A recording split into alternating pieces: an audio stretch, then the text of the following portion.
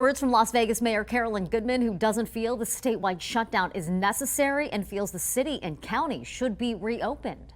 This shutdown has become one of total insanity, in my opinion, for there is no backup of data as to why we are shut down from the start. No plan in place how to move through the shutdown or how even to come out of it. Mayor Goodman made those comments at today's city council meeting. She also said the longer we wait to reopen things, the more impossible it will be to recover.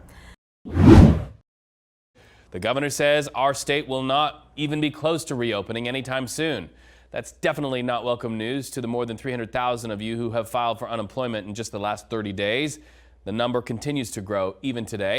In fact, new numbers from the state's latest economic report shows last month claims shot up more than 2,100%.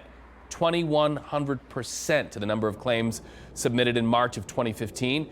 The employment rate now sits at 6.3%. That's up nearly 3 percentage points from the month of February. News 3 continues to hear from a lot of you online and on social media who are having problems setting up those jobless benefits. It can be maddening. But is it simply a case of the system being completely overwhelmed? Our Steve WOLFORD is live at the state unemployment office with a look at where this frustration lands. Well, Reed, you summed up quite a spike in the numbers, and saying it was maddening was very cautious of you indeed, because the state is clearly getting the message on this. The website and the call center for Nevadans to set up or to renew jobless claims, as a lot of people know, it's being swamped. So the state is going to try a few ideas to see if they might be able to help. I know this is hard. I get your frustration. Governor Steve Sisolak at last night's COVID-19 news conference talking about the overwhelming task right now at the Department of Employment, Training and Rehabilitation. Trying to call unemployment over and over again for 2 weeks straight. Many Nevadans, including the ones reaching out to us on social media, say they're still facing endless hours on hold to set up benefits or frustrating waits online. The bad news is state leaders say Dieter's website uses older technology that was never designed to handle the volumes of people who need it now, and trying to replace it would be a disaster. The analysis also showed that a complete overhaul of it at this time would prohibit Nevadans from filing for an extended period of time while it is set up and probably do more harm than good. So under new guidelines to alleviate some of the load on the system, anyone with last names A through K would file for benefits on Sundays, L through R on Mondays, S through Z on Tuesdays, and the rest of the week would be open to anyone to initiate or renew jobless claims. We're hoping that that would alleviate some of the perception that they can't access the system and maybe stagger that out so people have a better opportunity to get in quickly and get out and get their weekly claim filed. Dieter is also hiring an outside call center vendor, Alorica, to help answer general questions and take pressure off its staff of more than 200, which was recently tripled in size. Yeah, Reed, the suspect is identified as 58-year-old Jeffrey Holland. He was bitten and tased during that confrontation Monday night. Meantime, the Metro canine Kimura was stabbed in the neck. And today I talked to the vet who treated the dog's injuries, who told me it could have been a lot worse. We'll be back soon. Yeah, thanks for being out there. It's the outcome Metro Officer Nick Bachman could only hope for, taking his 3-year-old partner Kimura home for a little relaxation. The Dutch Shepherd sporting a new bandage after taking down an armed suspect. These dogs are our family. They're like our kids, but they're our partners at the same time, so it's a special bond. And to watch somebody rolling around on the ground with your dog, stabbing them with a 9-inch knife is heartbreaking. I think Rambo-style knife, serrated on one side, super sharp on the other, and just started stabbing the dog. Lieutenant Jeff Clark says it happened Monday night. Bachman and Kimura responding to a call of a man with a knife in the 3800 block of Cambridge.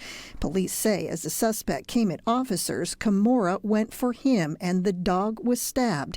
Dr. David Mason with Las Vegas Veterinary Specialty Emergency Center patched him up. He has a wound that's on the top of his neck, so it was about 6 inches deep, went through most of the muscles on the back of his neck, but he can lift his head up. Like I said, he doesn't really know he ever had anything happen. Police say what happened here shows exactly why canines are so important to any police department. Lieutenant Clark tells me this call could have easily escalated into an officer-involved shooting.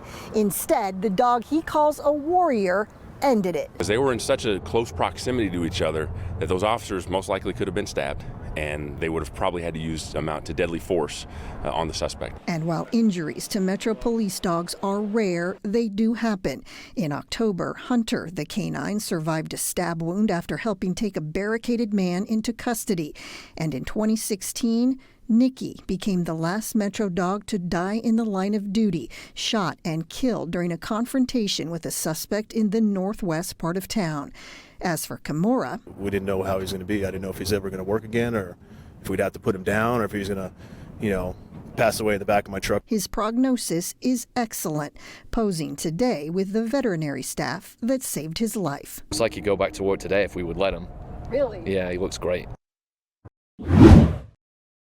Now, the WNBA draft is even closer. I'm talking about on Friday, but our Las Vegas Aces have done some great work in free agency, so they won't be really involved in the draft. Just one pick, the overall 33rd. Now, number 1 overall pick Asia Wilson, who just started her And One podcast, spoke with fellow number 1 pick Jackie Young about their draft day experiences.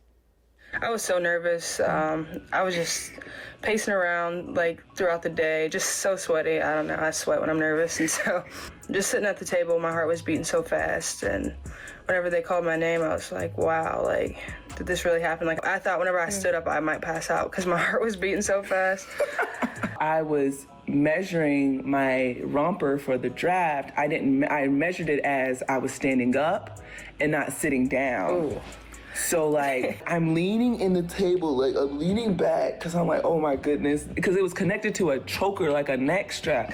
I was like, I'm about to die sitting up here trying to wait for my name to be called in my romper. My call to death is going to be my outfit.